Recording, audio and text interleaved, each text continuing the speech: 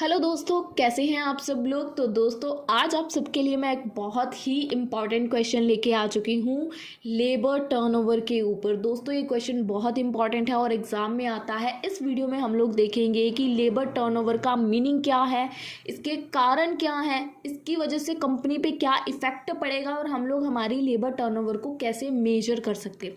तो बेसिकली ये question combined topics के साथ पेपर में आया था 15 मार्क्स में, जिसकी वजह से वीडियो बनाई जा रही है। आपको पता है हम लोग हमेशा वही क्वेश्चंस कवर करते हैं जो एग्जाम्स में आ चुके हैं। तो कृपया करके ध्यान से वीडियो को देखिएगा ताकि आपको टॉपिक अच्छे से क्लियर हो, क्योंकि काफ़ी इंपॉर्टेंट टॉपिक है।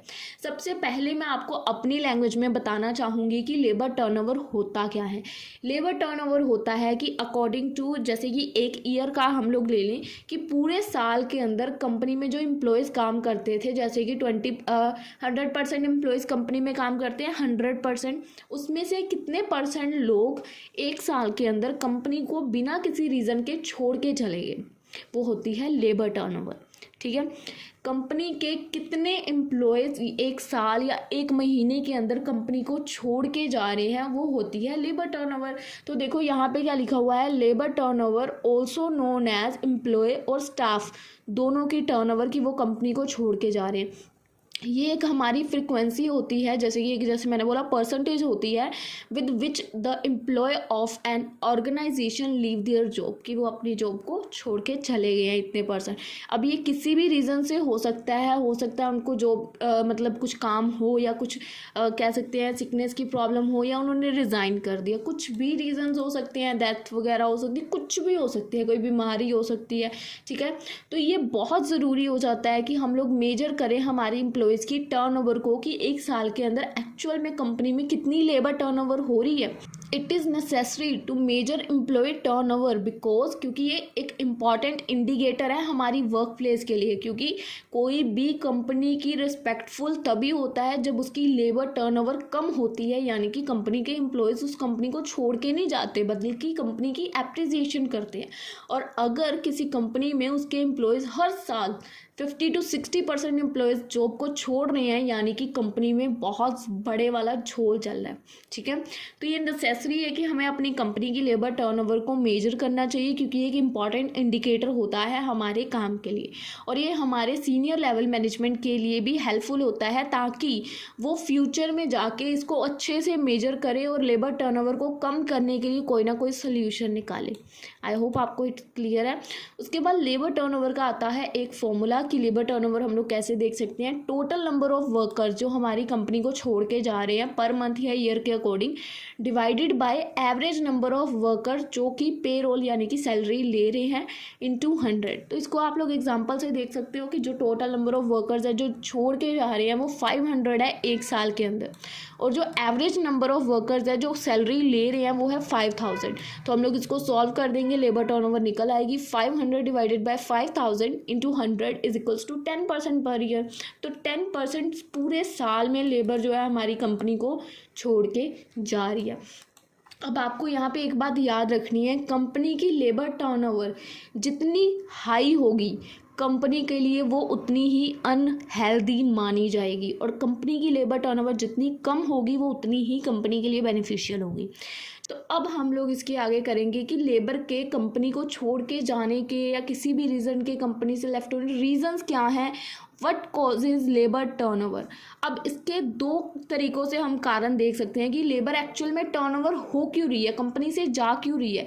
इसके दो तरीके से हम लोग कारण देखेंगे। एक तो है अवॉइडेबल, जिनको अवॉइड किया जा सकता है, दूसरे हैं अनअवॉइडेबल, जिनको अवॉइड नहीं किया जा सकता, और कुछ ऐसे जो कि नेचुरल कारण है और उनको अवॉइड भी नहीं किया जा सकता। और जो हमारे अनअवॉइडेबल कारण हैं वो मैनेजमेंट के भी कंट्रोल से बाहर के होते हैं। ठीक है, तो कुछ कारण होते हैं जिसकी वजह से हमारी लेबर जो है टर्नओवर हो जाती है, छोड़ देती है हमारी कंपनी को। तो पहले हम देखेंगे unavoidable causes of labour turnover. जैसे कि यहाँ पे लिखा हुआ है कि जो हमारे अनअवॉइडेबल कॉजेज़ होते हैं वो एक तरह से नेचुरल हो सकते हैं, किसी की डेथ वगैरह हो गया, अनअवॉइडेबल है, इनको हम लोग अवॉइड भी नहीं कर सकते और ये नेचुरल है, होने ही होने हैं। Are not under the control of the management, और ये हमारी मैनेजमेंट के कंट्रोल से भी बाहर होते हैं, not under the control of management. तो इन कॉजेज़ में क्या क्या है, जैसे कि हमारी कंपनी की लोकेशन, जो हमारे कंपनी में एम्प्लॉय काम करते हैं उन एम्प्लॉयज़ के घर से बहुत दूर है या किसी ऐसे एरिया में है जहाँ पे आना जाना सेफ़ नहीं है, तो इस कारण को ना ही एम्प्लॉय अवॉइड कर सकता है क्योंकि उसको डेली आना जाना पड़ेगा और कंपनी के कंट्रोल से बाहर है, उन्होंने अब जगह ले लिया वहाँ पे। नंबर 2, किसी की डेथ, रिटायरमेंट ऑफ वर्कर्स, ये भी अनअवॉइडेबल है, कोई भी कभी भी रिटायर हो सकता है, किसी की भी डेथ हो सकती है। अब थर्ड, क्योंकि लोकेशन की प्रॉब्लम है तो ऑब्वियस ही बात है वहाँ पे ट्रांसपोर्ट वगैरह का भी खर्चा आएगा, हाउसिंग प्रॉब्लम का भी प्रॉब्लम आएगी क्योंकि लोकेशन अजीब सी है। उसके बाद अनफिट फॉर द वर्क के लिए अच्छा नहीं है, ऐसी बात है, अगर लोकेशन अलग है, डेथ वगैरह, एटमॉस्फेयर ख़राब है तो काम के लिए अच्छा नहीं है। इन कुछ कारण ऐसे हैं जिनको अवॉइड नहीं किया जा सकता, जैसे मिसकंडक्ट ऑफ वर्कर्स के साथ कुछ मिसकंडक्ट करना, कोई बीमार है, एक्सीडेंट हो गया वर्कर्स का, कुछ वहाँ पे फैसिलिटीज़ नहीं है, पर्सनल बेटरमेंट पे ज़्यादा ध्यान दिया जा रहा है ऑन अ टीम बेटरमेंट। उसके बाद डोमेस्टिक मैटर कोई हो गया लाइक मैरिज वगैरह तो कंपनी को छोड़ के चले जाएंगी। ये कुछ कारण हैं लोगों के कि मुझे कंपनी को इसको छोड़ना और अपनी बेटरमेंट पे काम करना है। तो ये ऐसे कारण हैं जिनको अवॉइड नहीं किया जा सकता, अनअवॉइडेबल है। हर कोई लाइफ में आगे बढ़ना चाहता है तो वो सब चीज़ों का ये ध्यान देता है कि अगर ये कुछ भी है तो चलो भाई कंपनी छोड़ देते हैं। ये तो है जिनको अवॉइड नहीं किया जा सकता। कुछ कारण ऐसे भी होते हैं कंपनीज़ में कि एम्प्लॉयज़ वहाँ काम करते रहते हैं पर वो होते हैं अवॉइडेबल। ठीक है, अवॉइडेबल कारण कौन से होते हैं, जो कि मैनेजमेंट के कंट्रोल में होते हैं, मैनेजमेंट उसको कंट्रोल कर सकती है अपनी पॉलिसी में चेंजेस वगैरह लाकर। सबसे पहले जैसे किसी कंपनी में अगर लो वेज रेट है या अदर अलाउंस है बाकी कंपनीज़ के मुकाबले कम मिल रही है तो ये कोई कारण नहीं है, ठीक है, कंपनी को छोड़ने का। इस कारण को हम लोग अवॉइड कर सकते हैं क्योंकि कंपनी की पॉलिसीज़ चेंज होती रहती हैं, वेजेस वगैरह बढ़ते रहते हैं, कम होते रहते हैं। सेकेंडली, अनहेल्थी और बैड वर्किंग कंडीशंस है, अनहेल्थी और बैड वर्किंग कंडीशंस है बट ये मैनेजमेंट के कंट्रोल में है, मैनेजमेंट इसमें सुधार कर सकती है। ये सारे अवॉइडेबल कारण क्यों हैं, क्योंकि इनके अंदर मैनेजमेंट के हाथ में कंट्रोल है। मैनेजमेंट के पास अगर कंप्लेन जाएगी तो मैनेजमेंट इसको कंट्रोल कर सकती है, इस वजह से इनको अवॉइडेबल कारण बोला गया। उसके बाद थर्ड है lack of job satisfaction due to faulty placement of workers, गलत यानी कि रिश्वत वाले लोग अगर कंपनी में आ गए तो जॉब सेटिस्फेक्शन की कमी हो जाती है, हैवी वर्कलोड आ रहा है, लॉन्ग वर्किंग आवर्स आ रहे हैं, absence of sound training program की एब्सेंस हो रही है, लैक ऑफ प्रॉपर प्रमोशन का मेथड नहीं है, कोई अनसेटिस्फैक्ट्री मेडिकल की जो फैसिलिटी है वो नहीं है, जॉब में कोई सिक्योरिटी नहीं है, इल ट्रीटमेंट ऑफ मैनेजमेंट, जो मैनेजमेंट है वो वर्कर्स के साथ मिसबिहेव करती है, इल ट्रीटमेंट करती है। उसके बाद हमारी जो जॉब है वो टेम्परेरी जॉब है। तो ये कुछ कारण हैं जिनको कुछ लोग अवॉइड करके भी काम करते हैं, ठीक है, पर मैं ये नहीं इसके हक में नहीं हूँ कि ये सब चीज़ें सही हैं, बल्कि इसके लिए हम लोग कंपनी को सुधार के लिए एप्लीकेशंस डाल सकते हैं क्योंकि ये कोई रीज़न नहीं है जिसकी वजह से हम अच्छी खासी जॉब को ठुकरा दें, मैं ये कह रही हूँ। ठीक है, घर में भी तो हमारा एटमॉस्फेयर कैसा होता है, हम काम करते हैं। मैं ये नहीं कहूँगी कि आपको ऐसे एटमॉस्फेयर में काम करना चाहिए, बट इसके लिए आगे हम लोग इसके मेजर्स भी बताएंगे कि इसमें कैसे सुधार किया जा सकता है। ये हमने कुछ कारण देखे हैं कि क्यों लेबर टर्नओवर होती है, क्यों लेबर कंपनीज़ को छोड़ के जाती हैं। कुछ अवॉइडेबल हैं, कुछ अनअवॉइडेबल हैं। अनअवॉइडेबल्स को तो हम कुछ कर ही नहीं सकते क्योंकि वो नेचुरल रीजंस हैं जिनकी वजह से कंपनी को लेबर छोड़ के जाती है। अब आते हैं हमारे कुछ इफ़ेक्ट ऑफ लेबर टर्नओवर। अगर कोई एम्प्लॉय कंपनी को छोड़कर जाता है बिना किसी रीज़न के तो उसका कंपनी के ऊपर क्या इफ़ेक्ट पड़ेगा, इफ़ेक्ट ऑफ लेबर टर्नओवर। तो सबसे पहला पॉइंट है, अगर if a well performing employ, एक एम्प्लॉय जो बहुत अच्छा परफॉर्म कर रहा है और वो अपनी जॉब से रिज़ाइन कर देता है या अपनी जॉब को छोड़ देता है तो इसका इफ़ेक्ट पड़ेगा कंपनी के ऊपर भी और कंपनी के काम के ऊपर भी, affect the operations of the company. तो ये दोनों चीज़ों पे इफ़ेक्ट करेगा। Effect of labour turnover depend करेगा upon the rate of labour turnover. अब देखो जो लेबर टर्नओवर का रेट है ना वो भी इफ़ेक्ट करेगा लेबर की टर्नओवर को, जिसके बारे में आपको अभी आगे दिखेगा, देखना labour turnover can not be eliminate completely, हम लोग ये नहीं कह सकते कि हम लोग लेबर टर्नओवर को बिल्कुल ज़ीरो कर देंगे, ठीक है, हम ये नहीं कह सकते कि हम लोग लेबर टर्नओवर को बिल्कुल ज़ीरो कर देंगे। Can not be eliminate completely, बिल्कुल ही एलिमिनेट नहीं कर देंगे, कुछ पार्ट उसका रखेंगे, बट लेबर टर्नओवर जितनी कम होती है वो ऑर्गेनाइजेशन के लिए उतनी अच्छी होती है। There must be some labour turnover on account of unavoidable causes हैं, जैसे कि रिटायरमेंट, डेथ, ये अनअवॉइडेबल है, इसके ऊपर हम लोग कुछ नहीं कर सकते। बट अगर हम इसके ऊपर भी लेबर टर्नओवर जैसे कुछ भी अगर हाई पे करते हैं, but high rate of labour turnover is always unhealthy for the organisation. जैसे मैंने आपको बताया, कंपनी की लेबर टर्नओवर जितनी कम होगी कंपनी के लिए उतना बेनिफिशियल है। लेबर टर्नओवर मीन्स कंपनी से कितने एम्प्लॉयज़ हर साल कंपनी को छोड़ के जा रहे हैं बिना किसी रीज़न के। तो लेबर टर्नओवर जितनी कम होगी उतना कंपनी के लिए बेस्ट है। उसके बाद देखिए क्या लिखा हुआ है, constant changes in the work force, जो चेंजेस आते हैं अगर जहाँ पे हम लोग काम कर रहे हैं वहाँ पे, will affect the continuity of the work. तो ऑब्वियस ही बात है, अगर हमारा जैसे एक घर है, हम उसको 2-2 महीने बाद बार बार पेंट करवा रहे हैं, तो उस घर में जो हम लोग काम करते हैं तो उसकी कंटिन्यूटी, जो हमने डेली वर्क्स करने हैं, उसमें फ़र्क पड़ेगा।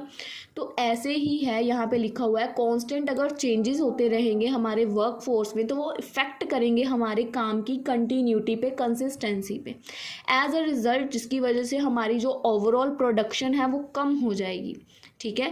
क्योंकि अब ऑब्वियस ही बात है, अगर हमारी कंपनी से लेबर बार बार जाई जा रही है तो हमें नई लेबर लानी पड़ेगी, नई लेबर लाएंगे तो उसको फिर से सब कुछ सिखाना पड़ेगा।